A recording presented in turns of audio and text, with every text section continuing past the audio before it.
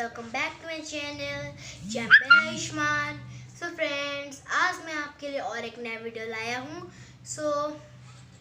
इस वीडियो का नाम है पेपर लीफ गार्लैंड। आज मैं आपको एक पेपर लीफ गार्लैंड बना के दिखाऊंगा।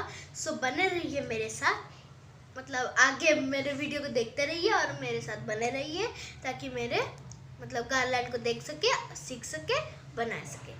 ठीक है, चलिए शुरू करते हैं। Let's start. अभी मैंने पेपर लीफ गार्लैंड बनाने के लिए कुछ कलर पेपर ले लिए हैं।